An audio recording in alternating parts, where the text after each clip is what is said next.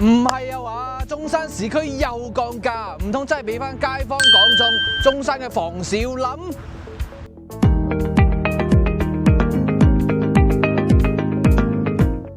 跟住 Adam 走灣區睇靚樓，大家好，我係 Adam， 今日又帶大家嚟到呢個博愛路上嘅屋苑啊！咁相信大家呢排呢，時不時都會俾我身後嘅呢個屋苑刷屏嘅，佢就係浩昌悅景灣啦。咁呢個屋苑呢，同樣都係屬於我哋博愛路上嘅，不過呢，佢呢係屬於博愛七路。咁其實呢，博愛七路就屬於我哋呢個火炬開發區啦。咁佢俾大家刷到嘅原因呢，有兩個，第一個就係因為佢個價錢啊，就十分優惠啦！現時博愛路上嘅屋苑5字頭起嘅單價，咁係咪真嘅呢？今日帶大家嚟解密一下。咁第二個原因嘅話呢，其實就係佢嘅設計非常之超前。喺5年前呢個屋苑呢，就已經係設計出得房率130%嘅屋苑啦，就相當於而家市面上非常之流行嘅4.0嘅一個4代宅嘅使用面積。咁佢究竟呢個屋苑又比唔比得上而家嘅新設計嘅4代宅呢？ Adam 今日帶大家嚟睇一睇啦。OK， 咁 Adam 咧而家就入到嚟呢度嘅一個園林啦。我哋見到呢個社區咧都已經係成熟嘅，同埋咧都已經係有人入住咗入嚟噶啦。咁其實咧 Adam 就了解到呢度咧就屬於火炬開發區啦。咁周邊嘅一個商業配套啊、學校配套啊都係齊全嘅。咁周邊嘅一個商業啦，如果係去翻市區都只不過係區10分鐘左右一個車程嘅啫嚇。周邊嘅交通非常之方便。咁同埋嘅話咧，大家如果係驚呢個住宅佢會比較密集嘅話，呢度就唔會。係適合大家去居住嘅。咁睇到 Adam 就算係身後呢度嘅話咧，都係非常之空曠嘅。喺我哋嘅博愛七路上面，咁呢度嘅戶型咧，當然有3房有4房嘅選擇。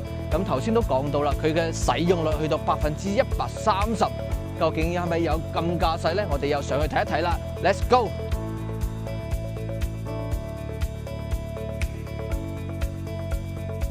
嚟到我哋呢個120方嘅戶型。但係咧，佢嘅實際咧可以用到係接近107方啦。咁一入門口唔好講咁多，即刻送啲嘢俾大家先。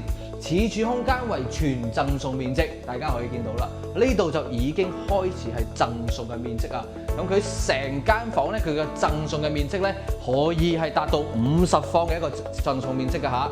咁再嚟睇翻我哋入完門口啦。咁頭先嗰度咧可以做衣櫃。咁呢個廚房。120方，你有冇見過咁寬嘅廚房？咁 Adam 咧就真係比較少見啦，因為好多人中意大廚房，但係由於120方好多單位咧做到3、4房嘅話咧，佢個廚房就唔可以咁大。但係呢度嘅話咧有種大平層嘅一個廚房嘅感覺，呢個廚房係冇得頂嘅。好，咁入到嚟我哋嘅呢個餐廳嘅位啦，咁大家會唔會好奇怪啊？呢個餐廳咧，我哋又畫咗條線喺下面，大家可以見到啦。呢條線後面嘅所有面積都係贈送嘅空間，呢度餐廳係送出嚟嘅。嗱，此空間為全贈送面積，又係寫俾大家啦。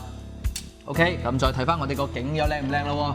咁可以出到嚟睇翻我哋呢個景咧，背後咁都叫做有個森林公園咯，有個綠化係睇到嘅。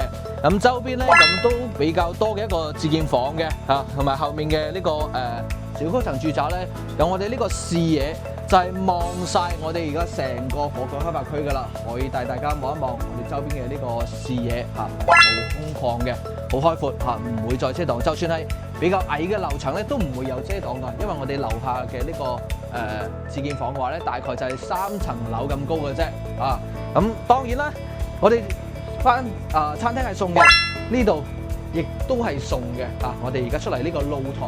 呢個係一個生活露台嘅位置，係全贈送俾大家嘅。咁再嚟睇翻我哋呢個叫做咩好咧？幫佢取個名。其實咧，我哋喺呢度 Adam 會設計為一個酒櫃，同呢個發展商嘅視野一樣。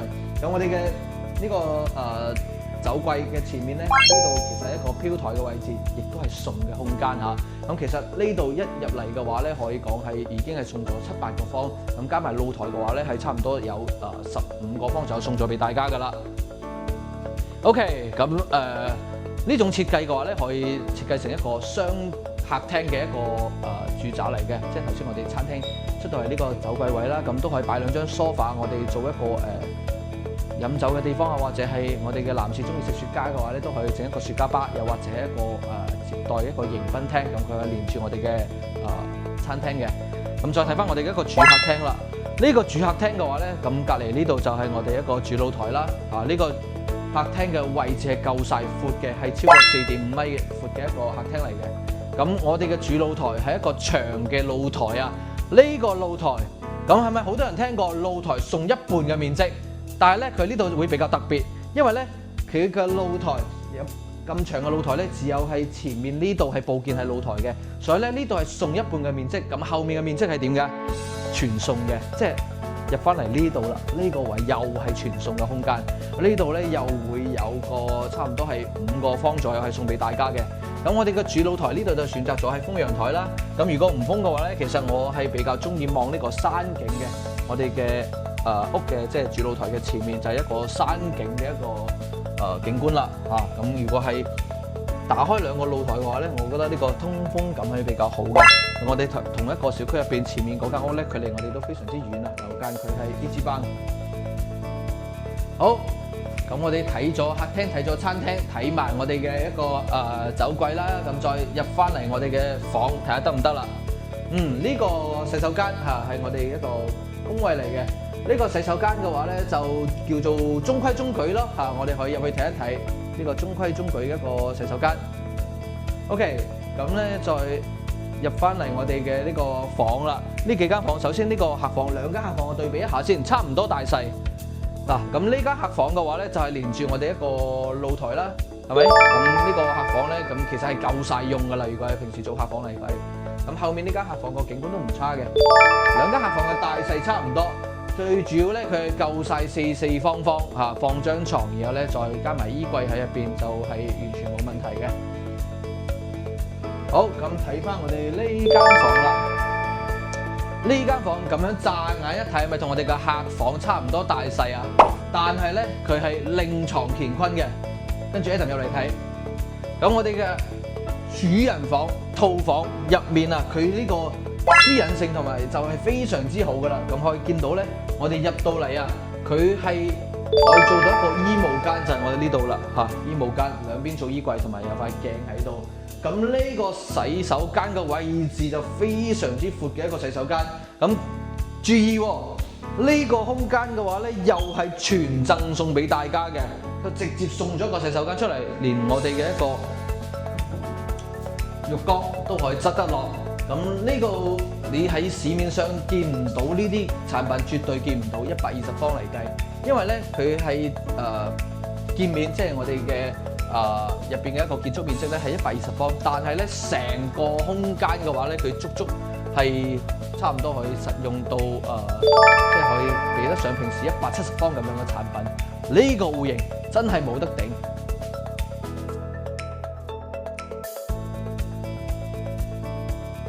OK， 咁再嚟睇埋呢個85方嘅戶型啦。咁其實相比頭先我哋睇嘅120方咧，呢個85方咧，的確就唔係咁入眼嘅。但係咧，其實佢85方嚟計下，市場上佢都係冇對手嘅。咁點解咁講咧？大家睇一睇先。入門口之後，傳統嘅一個造型就係我哋嘅餐廳、客廳同埋我哋嘅廚房位。呢個都唔同大家講咁多啦。但係咧，佢個露台就一啲都唔輸蝕啊！帶大家出嚟睇一睇啦。呢個露台咧，同樣都係呢種長露台啊！呢個露台嘅話，喺85方嚟講，就可以係平時即係現時我哋主流產品嘅89方啦。當然佢相差嘅積數都唔差，但係咧佢嗰個房咧就係其他89方係冇辦法比嘅咯喎。第一個房呢個房係我哋做成一個兒童房佢呢個兒童房嘅話咧，佢個闊度係比平時我哋喺市面上見到嘅一個客房咧，佢係多出30公分咁長嘅，即係例如喺呢度咧，咁差唔多係一個櫃嘅位置啦。呢個櫃咧大概係40公分再縮咗10公分，佢係闊咗咁多嘅，所以咧佢每間房都係比我哋平時見到嘅89方嘅戶型要大。咁同埋我哋呢個第二間客房啦，第二間客房呢度已經有主人房一個大細啦，大家見唔見到啊？呢個位置嘅話，因為佢嗰個飄台係送咗啲面積嘅。所以佢每間房都會大少少。再睇翻個主人房，亦都係一個套房嚟嘅嚇，咁所以話佢每間房咧都會大啲。當然啦，佢嘅贈送都係非常之多嘅，都可以做到即係85方嚟計咧，佢都送咗差唔多20個方出嚟㗎啦。多數都係呢啲咁嘅一個飄台嘅位置。咁最明顯嘅感覺咧，就係我哋平時如果放好似呢度咁放張米八床，咁咧我哋再放2個床頭櫃咧，再做埋個衣櫃咧，好多地方其實係放唔落㗎。但係咧，我哋呢度嘅主人房可以見得到，佢都係同樣咁闊綽嘅。咁同埋咧就因為佢呢個飄台嘅位置全部都可以駁晒呢個85方。就可以媲美我哋平時市面上見到嘅大概100方到110方之間嘅戶型嘅房間嘅大細啦。當然佢冇頭先我哋睇嘅一個120方送得咁多，但係佢喺同類型之中咧，佢係絕對都唔輸蝕嘅。OK， 我哋睇到呢度。咁而現時我哋120方即係送50方嘅單位咧，已經係越賣越少啦。如果你中意呢個號稱粵景灣嘅説話咧，即刻 PM 翻 Adam， 馬上跟 Adam 過嚟睇樓啦！今期節目就到呢度，我哋下期再見，拜拜。